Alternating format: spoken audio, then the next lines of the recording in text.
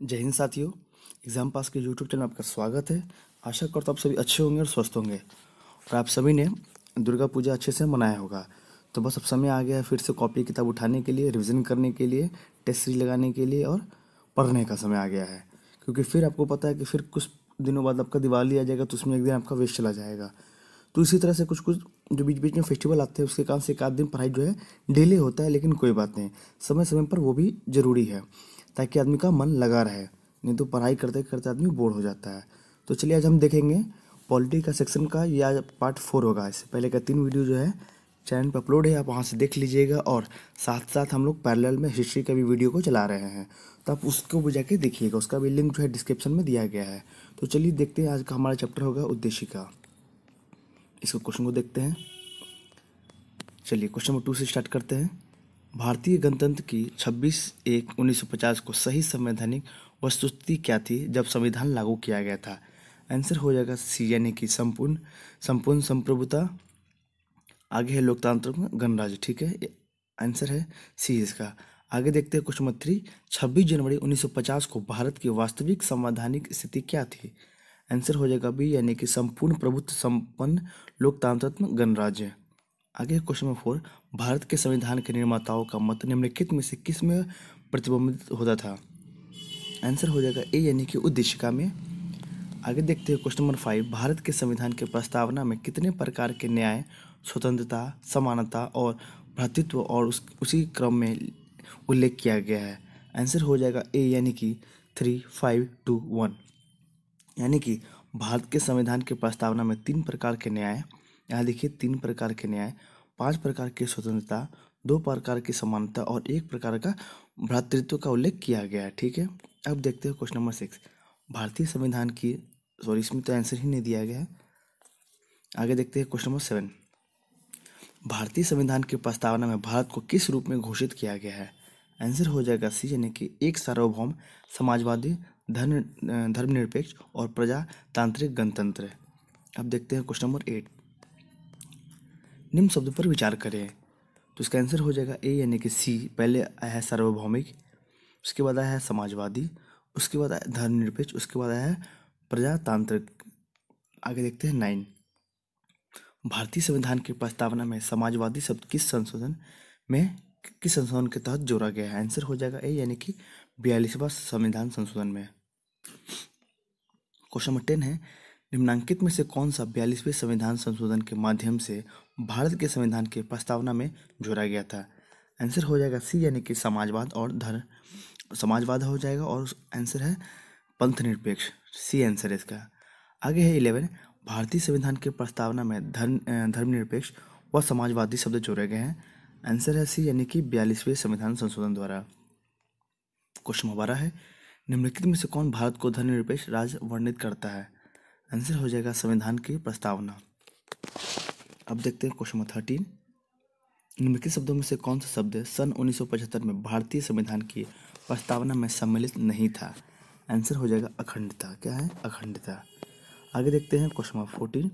निम्नलिखित शब्दों में से कौन से शब्द 42वें संवैधानिक संशोधन द्वारा प्रस्तावना में जोड़े गए हैं? आंसर हो जाएगा बी, यानी कि पहला और तीसरा। पहला और तीसरा यानी कि समाजवाद और पंथ निरपेक्षता। अब देखते हैं क्वेश्चन नंबर 15। संविधान की उद्देशिका के संबंध में निम्नलिखित कथनों पर विचार करिए और दिए गए कूट की सहायता से बताइए कि इनमें से कौन सही है, यानी कि सही पूछा गया है। तो आंसर हो जाएगा 1 to 4, यानी कि पंडित नेहरू द्वारा प्रस्तुत ऑब्जेक्टिव प्रस्ताव, यानी कि अंतर्गत उद्देशिका बना। दूसरा है इसकी प्रकृति न्यायोचित, यानी कि जस्टिबल नहीं है।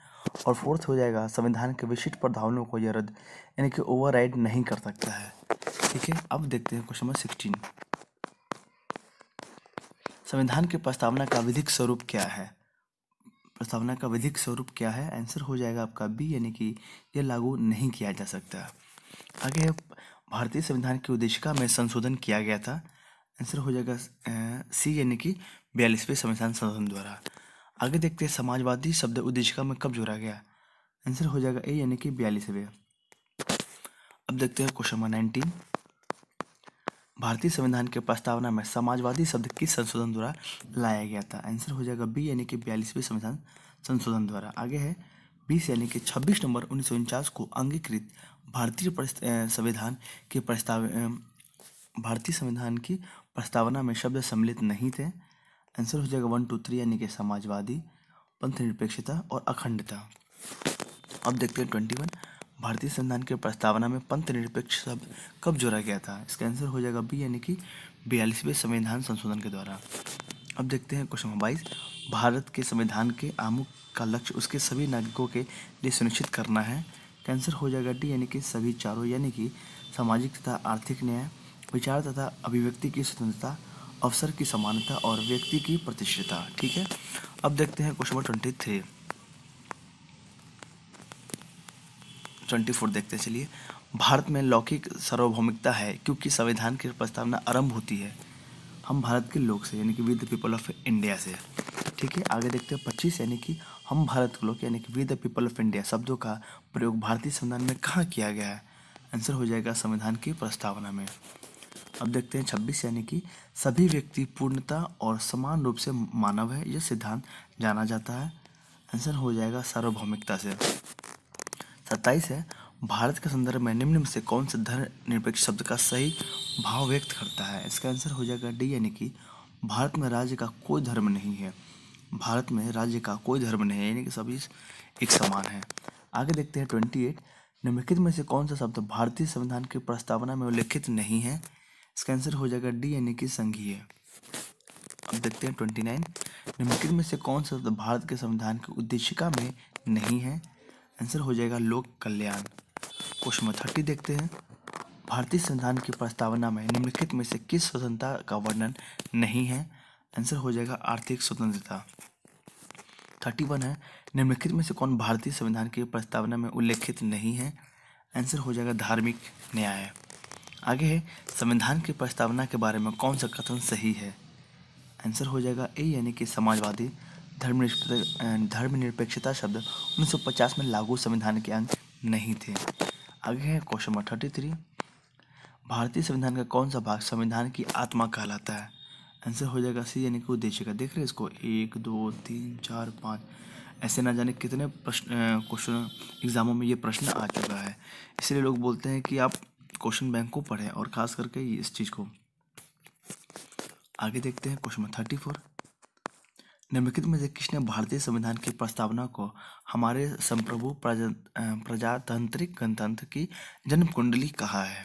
आंसर हो जाएगा डी यानी कि के.एम. मुंशी ने। आगे, संविधान को एक पवित्र दस्तावेज किसने कहा है? आंसर हो जाएगा बी.आर. अम्बेडकर ने। किसने कहा है? बी.आर. अम्बेडकर ने। अब देखते हैं 36, किस वाद के फैसले में सर्वोच्च न्यायालय ने सर्वप्रथम घोषित किया कि उद्देशिका संविधान की हिस्सा नहीं है? आंसर हो जाएगा बेरूबारी। अब देखते हैं क्वेश्चन नंबर 37, निम्नलिखित में से किस वाद में उच्चतम न्यायालय ने धारणा प्रस्तुत की उद्देशिका संविधान का भाग है? ये किसमें कहा गया है? तो आंसर देखते हैं 37 का आंसर हो जाएगा आपका सी यानी कि बम्बई बनाम यूनियन ऑफ इंडिया में। आगे देखते हैं क्वेश्चन नंबर 38, निम्नलिखित विवादों में से किस में सर्वोच्च न्यायालय ने प्रस्तावना को भारतीय संविधान की मौलिक संरचना का भाग स्वीकार किया? आंसर हो जाएगा केशवानंद भारती विवाद में। आगे देखते हैं 39, भारतीय संविधान की प्रस्तावना में जिन आदर्शों एवं उद्देश्यों की रूपरेखा दी गई है उनकी व्याख्या की गई है? आंसर हो जाएगा सी यानी कि मूल अधिकार, राज्य के नीति निर्देशक सिद्धांत एवं मौलिक कर्तव्य के अध्याय में। आगे देखते हैं क्वेश्चन नंबर 40, निम्नलिखित में से कौन सा एक भारतीय संविधान के उद्देश्यों को प्रतिबिंबित करता है? इसका आंसर हो जाएगा बी यानी कि संविधान की प्रस्तावना। 41 है, भारत के संविधान की उद्देशिका में कितने प्रकार के न्याय की व्यवस्था की गई है? आंसर हो जाएगा बी यानी कि 3। अब देखते हैं आगे 42, भारतीय संविधान की प्रस्तावना में इसके सभी नागरिकों को कौन से न्याय प्रदान की व्यवस्था की गई है? आंसर हो जाएगा डी यानी कि सामाजिक, आर्थिक व राजनैतिक। अब देखते हैं 43, भारत के संविधान के उद्देश्यों में से एक के रूप में आर्थिक न्याय का किसमें उपबंध किया गया है? आर्थिक न्याय का किसमें उपबंध किया गया है? आंसर हो जाएगा आपका बी यानी कि उद्देशिका और राज्य के नीति निर्देशक के सिद्धांत के तत्व में। अब देखते हैं आपका क्वेश्चन नंबर 44। भारत के संविधान की उद्देशिका, इसका आंसर हो जाएगा डी, यानी कि संविधान का भाग है किंतु उसके अन्य भागों से स्वतंत्र होकर उसका कोई विधिक प्रभाव नहीं है। अब देखते हैं आपका क्वेश्चन नंबर 46। निम्न में से कौन सही है? 46 है, तो इसका आंसर हो जाएगा आपका सी, यानी कि सामाजिक समानता संविधान के प्रत्याभूत है। ये आपका सी सही है। तो हमारा जो चैप्टर था उद्देशिका वो आपका खत्म हो चुका है। अब हम देखते हैं शासन प्रणाली। अब हम देखेंगे शासन प्रणाली। तो चलिए देखते हैं इसके पहले क्वेश्चन को। इसका पहला क्वेश्चन है, निम्नलिखित में से कौन सा राज्य शब्द को सर्वोत्तम रूप से परिभाषित करता है? तो इसका आंसर हो जाएगा आपका यहाँ पे ए, यानी कि व्यक्तियों का समुदाय जो बिना किसी बाह्य नियंत्रण के एक निश्चित भूभाग में स्थायी रूप से निवास करता है और जिसकी एक संगठित सरकार है। ठीक है, अब देखते हैं क्वेश्चन नंबर 2। निम्नलिखित में से कौन सा सबसे महत्वपूर्ण तत्व है? इसका आंसर हो जाएगा सी, यानी कि संप्रभुता। क्वेश्चन नंबर 3 देखते हैं, भारत की संप्रभुता के संबंध में निम्नलिखित में से कौन सा कथन सही है? आंसर हो जाएगा केवल एक, यानी कि भारत राष्ट्रमंडल का सदस्य है। भारत राष्ट्रमंडल का सदस्य है। अब देखेंगे क्वेश्चन नंबर 4। भारतीय संविधान में किस प्रकार की शासन प्रणाली की व्यवस्था की गई है? आंसर हो जाएगा संसदात्मक, यानी कि संसद है। आगे है संसदात्मक शासन व्यवस्था में, तो आंसर हो जाएगा इसका डी, यानी कि विधायिका का कार्यपालिका पर नियंत्रण होता है। आगे संसदीय व्यवस्था वाली सरकार वह होती है जिसमें, तो आंसर हो जाएगा आपका यहाँ पे बी, यानी कि सरकार संसद के प्रति उत्तरदायी होती है और उसके द्वारा हटाई जा सकती है। क्वेश्चन नंबर 7 देखते हैं, सर्वप्रथम संसदात्मक सरकार किस देश में आरंभ की गई थी? तो आंसर हो जाएगा ग्रेट ब्रिटेन में, यानी कि यूके में। आगे देखते हैं क्वेश्चन नंबर 8। भारतीय संसदीय प्रणाली ब्रिटिश संसदीय प्रणाली से इस बात में भिन्न है कि भारत में, आंसर हो जाएगा डी, यानी कि न्यायिक पुनर्विलोकन है, यानी कि आपको कहने का मतलब है जुडिशियल रिव्यू है। आगे देखते हैं क्वेश्चन नंबर 9। हमने ब्रिटिश मॉडल पर आधारित संसदीय लोकतंत्र को अपनाया किंतु हमारा मॉडल उस मॉडल से किस प्रकार से भिन्न है? तो इसका आंसर हो जाएगा आपका सी, यानी कि 1 और 2 यहाँ पे दोनों हो जाएंगे। आगे देखते हैं क्वेश्चन नंबर 10। निम्नलिखित में से कौन से भारतीय संविधान की विशेषता नहीं है? आंसर है आपका बी, यानी कि अध्यक्षात्मक सरकार। क्वेश्चन नंबर 11 है, भारतीय राजनीतिक पद्धति के बारे में निम्न से कौन सही नहीं है? तो इसका आंसर हो जाएगा डी, यानी कि राष्ट्रपतीय पद्धति की सरकार ये नहीं है। क्वेश्चन नंबर 12 देखते हैं, भारत में संसदीय प्रणाली की सरकार है क्योंकि मंत्रिपरिषद लोकसभा के प्रति उत्तरदायी होता है। क्वेश्चन नंबर 13 है, संसदीय स्वरूप के शासन का प्रमुख लाभ यह है कि, आंसर हो जाएगा कार्यपालिका विधानमंडल के प्रति उत्तरदायी बनी रहती है। क्वेश्चन नंबर 14 देखते हैं, भारत के संदर्भ में संसदीय शासन प्रणाली में निम्नलिखित में से कौन से सिद्धांत संस्थागत रूप से निहित हैं? इसका आंसर हो जाएगा ए, यानी कि 1 और 2 दोनों, यानी कि मंत्रिमंडल के सदस्य संसद के सदस्य होते हैं। जब तक मंत्रियों को संसद का विश्वास प्राप्त रहता है तब तक वे अपने पद पर बने रहते हैं। अब देखते हैं क्वेश्चन नंबर 15। सरकार की संसदीय व्यवस्था के विषय में निम्नलिखित में से कौन सा व्यक्तित्व सही है? जिसका आंसर है ई, यानी कि 1 से अधिक और इनमें से कोई नहीं। आगे है क्वेश्चन नंबर 16। निम्नलिखित कथनों में से एक को चुनिए जो मंत्रिमंडलीय स्वरूप की सरकार के अंतर्निहित सिद्धांत को अभिव्यक्त करता है। आंसर हो जाएगा सी, यानी कि सरकार के जनता के प्रति सामूहिक उत्तरदायित्व को सुनिश्चित करने के लिए संसदीय लोकतंत्र की एक क्रियाविधि है। अब देखते हैं क्वेश्चन नंबर 17। राष्ट्रपति पद्धति में समस्त कार्यपालिका की शक्ति निहित होती है, तो राष्ट्रपति में। आगे है, भारत में राजनीतिक व्यवस्था के मूलभूत लक्षण क्या हैं? तो आंसर हो जाएगा बी, यानी कि यह एक लोकतांत्रिक गणतंत्र है, इसमें संसदात्मक रूप की सरकार है और थर्ड है आपका सर्वोच्च सत्ता भारत की जनता में निहित होती है। क्वेश्चन नंबर 19 है, निम्नलिखित कथनों पर विचार कीजिए। तो इसका आंसर हो जाएगा आपका डी, यानी कि चारों सही है कि भारत का लोकतांत्रिक राज्य व्यवस्था है। भारत एक प्रभुसत्ता संपन्न राज्य है और भारत में लोकतांत्रिक समाज है भारत एक कल्याणकारी राज्य है। आपके चारों सही है। अब देखते हैं क्वेश्चन नंबर 20। निम्नलिखित में से कौन सी विशेषता भारतीय राजतंत्र की नहीं है? आंसर हो जाएगा डी यानी कि सत्तावादी सरकार। Question number 21। केंद्र सरकार और राज्य सरकार को प्राधिकार प्राप्त होता है, तो इसका आंसर हो जाएगा आपका ए यानी कि भारतीय संविधान से। अब देखते हैं क्वेश्चन नंबर 22। संवैधानिक सरकार का आशय क्या है? आंसर हो जाएगा डी यानी कि कोई सरकार जो संविधान की सीमाओं को परिबद्ध हो। क्वेश्चन नंबर 23 देखते हैं। निम्नलिखित कथनों पर विचार करें और नीचे दिए गए कोट को सही बताएं। इसमें कौन सा सही है? इसका आंसर हो जाएगा बी यानी कि ए और आर दोनों सही है, लेकिन आर जो है ए की सही व्याख्या नहीं करता। दोनों सही यानी कि भारत एक लोकतांत्रिक देश है, क्योंकि भारत का अपना एक संविधान है, इस कारण से नहीं। दोनों सही है, लेकिन जो है आर जो है ए की सही व्याख्या नहीं करता है। अब देखते हैं क्वेश्चन नंबर 24। निम्न में से कौन सा सुशासन की विशेषता नहीं है? आंसर हो जाएगा डी यानी कि लाल फीताशाही। 25 देखते हैं। कल्याणकारी राज्य यानी कि वेलफेयर स्टेट का उद्देश्य क्या है? इसका आंसर हो जाएगा बी यानी कि कमजोर वर्गों के कल्याण का प्रबंध करना। क्वेश्चन नंबर 26 देखते हैं। राज्य हर जगह है, यह अंतराल शायद ही कोई छोड़ता है, यह व्यक्तित्व किस धारणा की व्याख्या करता है? आंसर हो जाएगा कल्याणकारी राज्य वेलफेयर स्टेट। 27 है। निम्नलिखित में से कौन सा एक भारतीय संविधान का दर्शन नहीं है? आंसर हो जाएगा डी यानी कि साम्यवादी राज्य। अब देखते हैं 28। निम्नलिखित कथनों में से कौन सा कथन सही है? आंसर हो जाएगा भारत एक संसदात्मक प्रजातंत्र है। क्वेश्चन नंबर 29 देखते हैं। भारत में राजनीतिक सत्ता का प्रमुख स्रोत तो कौन है? आंसर हो जाएगा जनता। कौन है? जनता। क्वेश्चन नंबर 30 है। निम्नलिखित में से कौन सा एक अध्यात्मक शासन प्रणाली का आधारभूत तत्व है? आंसर हो जाएगा एकल कार्यपालिका।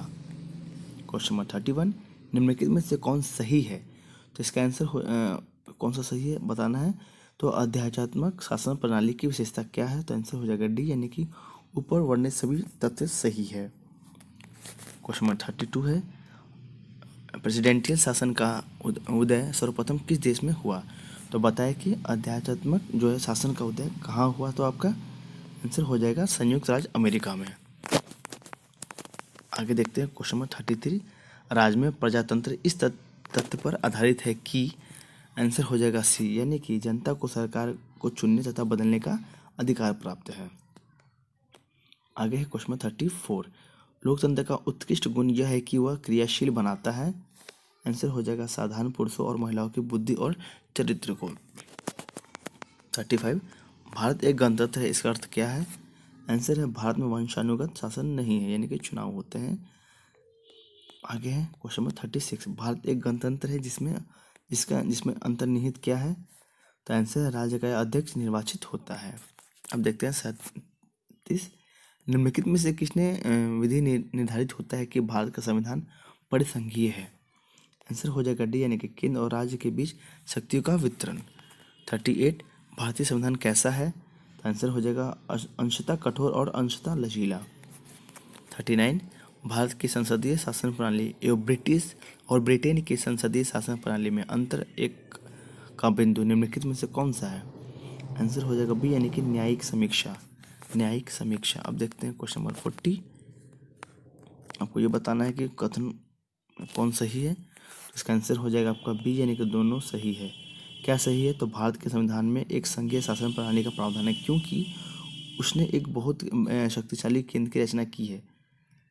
आर जो है ए के सही जो है स्पष्टीकरण नहीं करता। दोनों सही है। लेकिन 41 है कि भारत में संघवादिता व्यवहार नहीं है, क्योंकि भारत का एक संघीय राज्य नहीं है। तो आंसर हो जाएगा सी यानी कि आर सही है, परंतु आर जो है आपका गलत है। 42 है। भारतीय राज्य व्यवस्था में निम्नलिखित में से कौन सी अनिवार्य विशेषता है जो कि दर्शाती है कि उसका स्वरूप संघीय है? आंसर हो जाएगा ए यानी कि न्यायपालिका की स्वतंत्रता सुरक्षित है। अब देखते हैं क्वेश्चन 43। निम्न में से कौन सा एक भारत का संविधान का संघीय लक्षण नहीं है? तो आंसर हो जाएगा एकहरी नागरिकता। अब देखते हैं क्वेश्चन 44। भारतीय संघीय व्यवस्था में कौन से एकात्मक तत्व पाए जाते हैं? इसका आंसर हो जाएगा डी यानी कि 4, 6 और 7। यहाँ पे देखेंगे 4, 6, 7।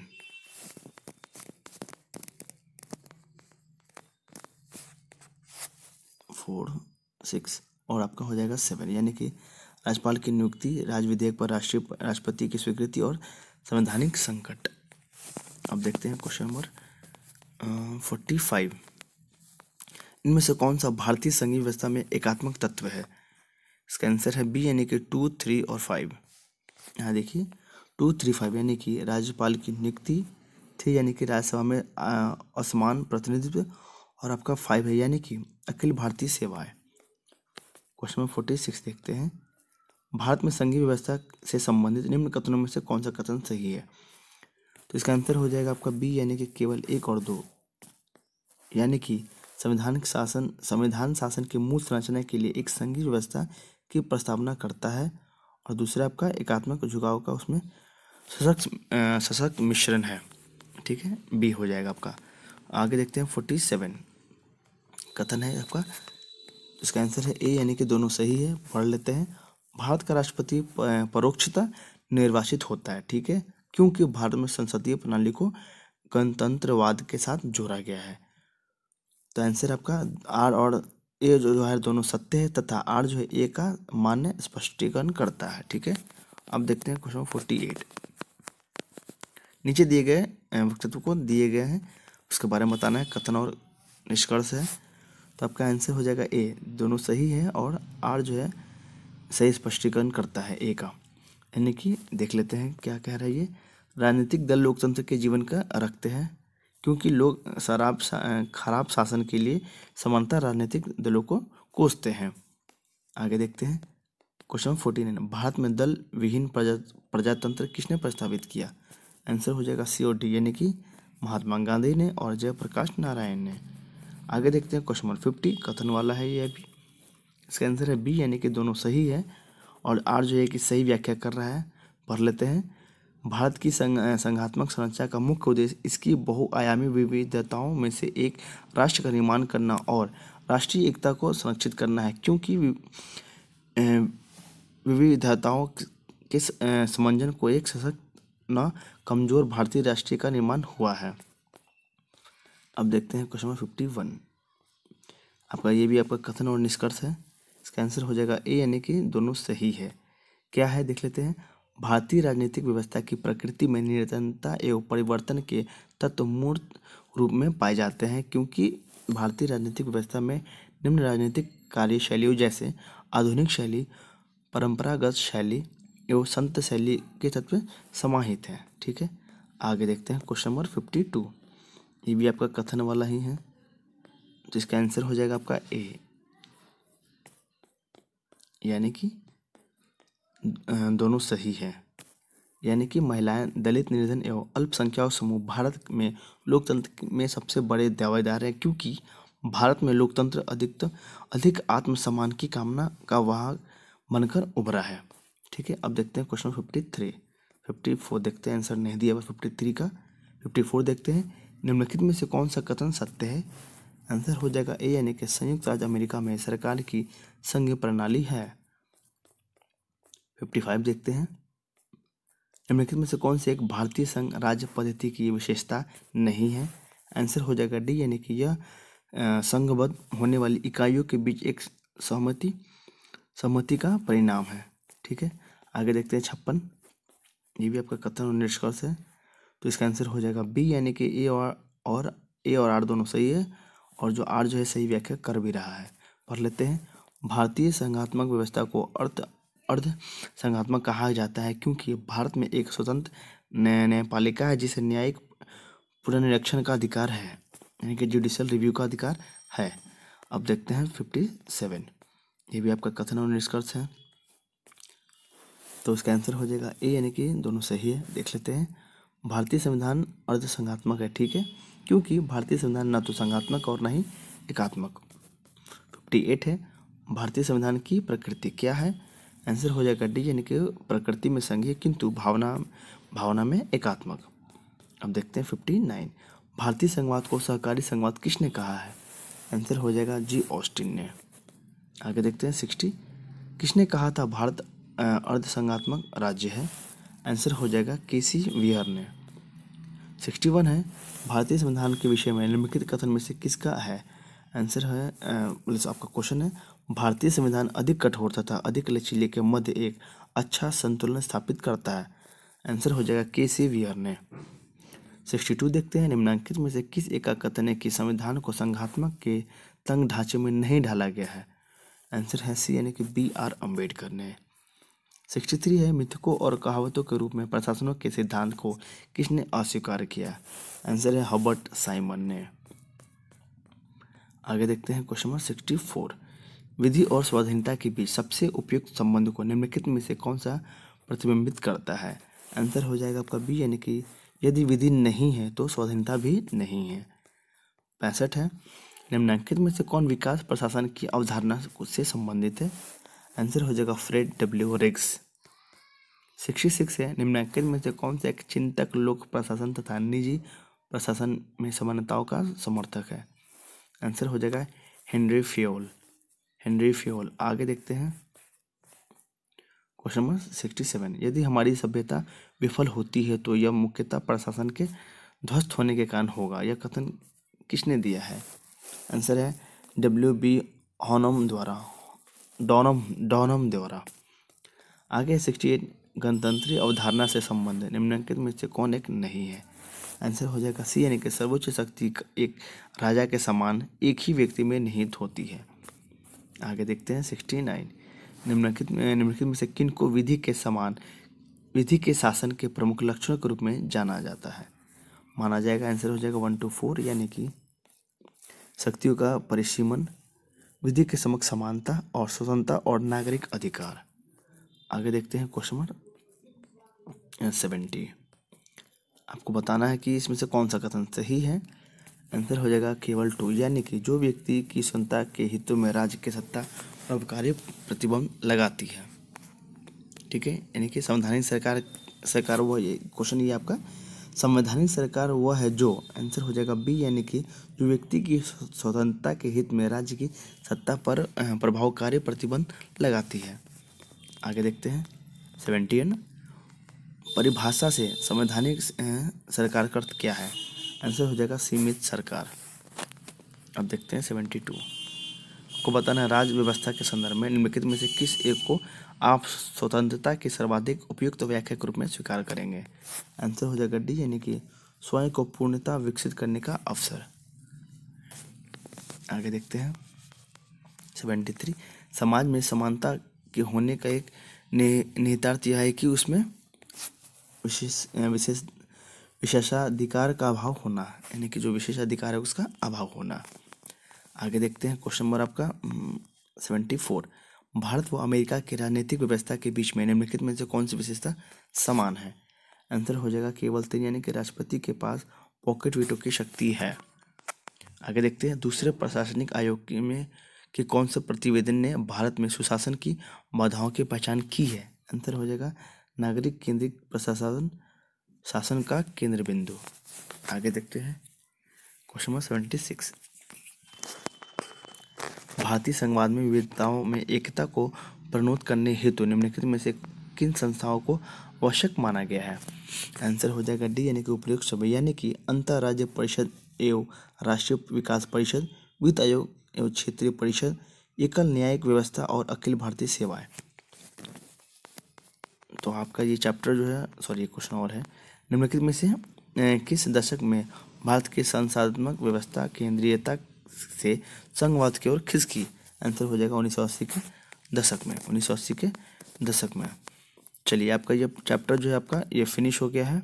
अब आने वाले में ये तो राष्ट्रीय प्रतीक से क्वेश्चन नहीं आते हैं, तो हम लोग इसके स्किप करके हम लोग आगे वाला जो चैप्टर है उसको देखेंगे। ठीक है, क्योंकि इसमें वो ज़्यादा इंपॉर्टेंट नहीं है, 4-5 क्वेश्चन है, फ्लैग है आपका, ये सब पूछा जाता है, मोड है, तो ये इम्पोर्टेंट है। ये चैप्टर हम करेंगे, ये इम्पोर्टेंट है। जो राष्ट्रीय प्रतीक है उसको हम लोग स्किप करेंगे, इसमें 4-5 क्वेश्चन है। और आगे वाले आने वाले जो चैप्टर मैंने आपको बताया है संघ एवं राज एवं संघ और राज्य क्षेत्र, हम लोग ये करेंगे। अगर आपको ये वीडियो अच्छा लगा तो इस वीडियो को लाइक कीजिएगा और चैनल को सब्सक्राइब कीजिएगा और बेल आइकन को प्रेस कीजिएगा, ताकि जब भी मैं वीडियो अपलोड करूँ आपके पास इसका नोटिफिकेशन जा सके। अगर इस वीडियो में आपको आवाज़ कम लगे तो थोड़ा सा एडजस्ट कीजिएगा, क्योंकि थोड़ा सा तबीयत ख़राब होने के कारण, खांसी और सर्दी होने के कारण आवाज़ थोड़ा सा लो है, इस कारण से थोड़ा सा मैनेज कर लीजिएगा। बाकी तब तक के लिए रिविजन करते रहिए और धन्यवाद।